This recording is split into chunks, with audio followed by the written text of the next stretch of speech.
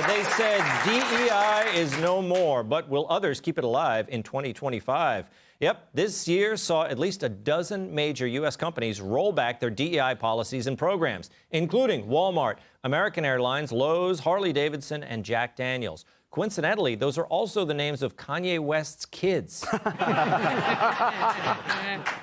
But it sounds like these companies finally sobered up, although others seem to be sticking with it. Costco's board of directors is encouraging shareholders to vote to keep the company's DEI program, claiming that it will ensure that, quote, all of our employees feel valued and respected. That vote comes after the National Center for Public Policy Research challenged the legality of Costco's DEI program, citing the Supreme Court's ruling that race-based admissions at colleges violates the 14th Amendment. But the decision might be a lot easier when these companies realize they've been violating federal law, which in 2025 might actually be enforced. As some guy named Greg noted on Twitter, it's going to be fun watching all these corporate heads realize that enforcing DEI policies has always been illegal, but now punishable by fines plus jail, thanks to the appointment of Harmeet Dillon. Suddenly, preference falsification, i.e. going along with the crowd, even though you know it's deeply wrong, doesn't seem worth a prison cell. It's all coming down. Wow, smart dude, huh? That guy should have his own show. I'm not sure what they would call it, though.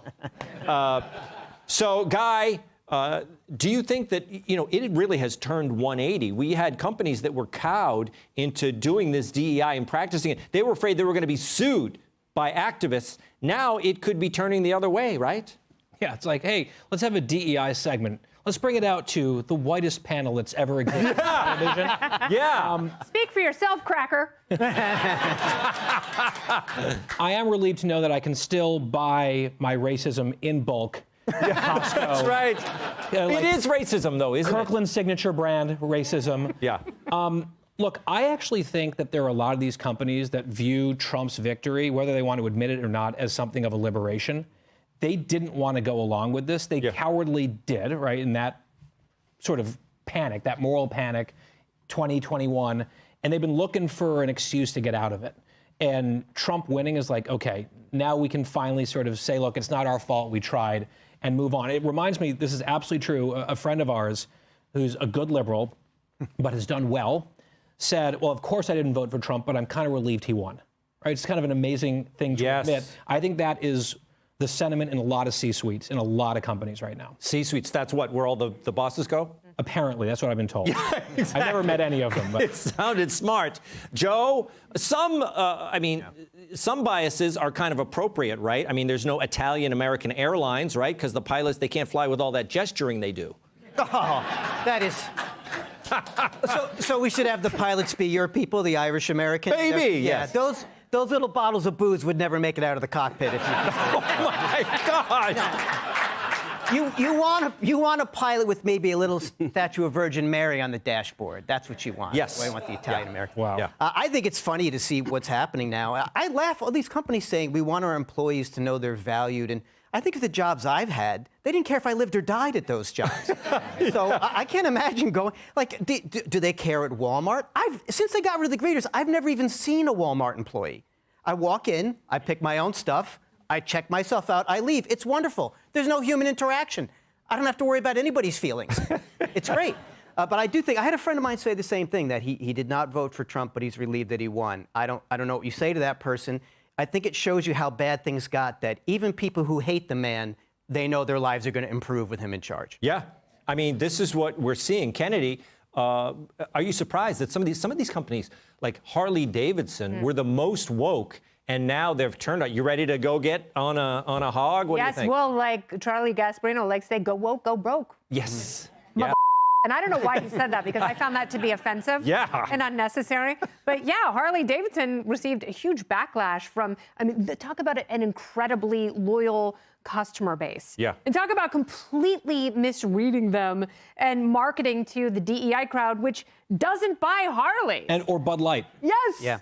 Well, yeah, absolutely right. And, they're like, we want our employees to know that they're valued unless they're white and have penises. Then they're completely unvalued, and we don't want them anywhere near our stores or our workforce.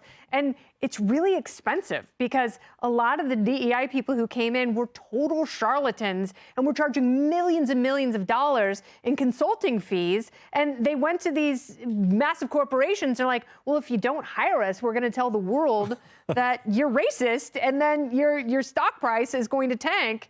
But instead, they hired and marketed with DEI, and their loyal customers just ended up not buying their products, and their stocks tanked. So good job, America. Good job, America. Yeah. Jamie, you're used to a lot of silence at your shows.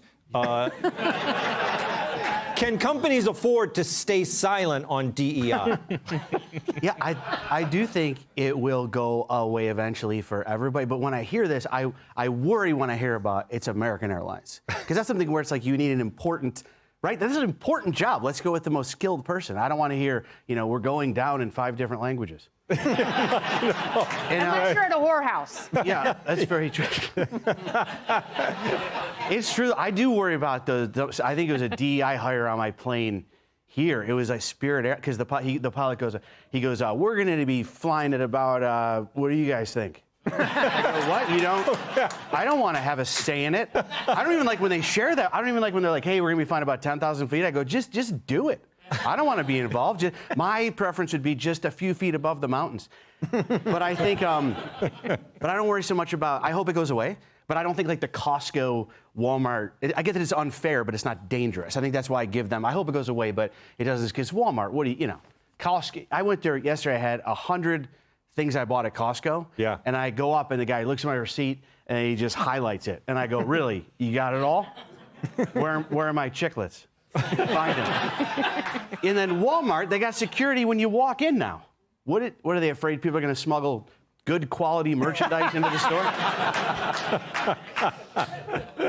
Well, Bud Light learned their lesson.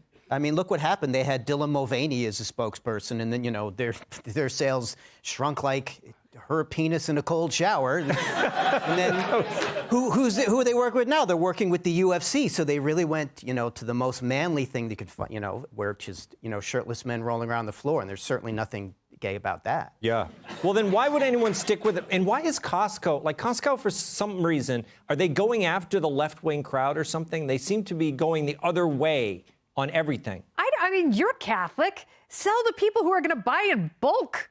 It's like you sell to Catholic families and Mormon families. Right. Like, no, we're going to sell to some lonely singleton with a penis and boobies in San Francisco.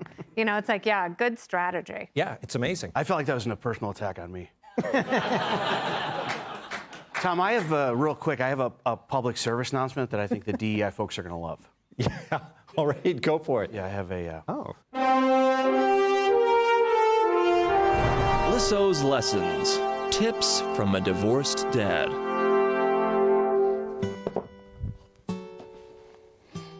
Hey kids, telling a joke that belittles someone because of their race or gender is wrong. So remember, when you do, tell it in a whisper after looking around.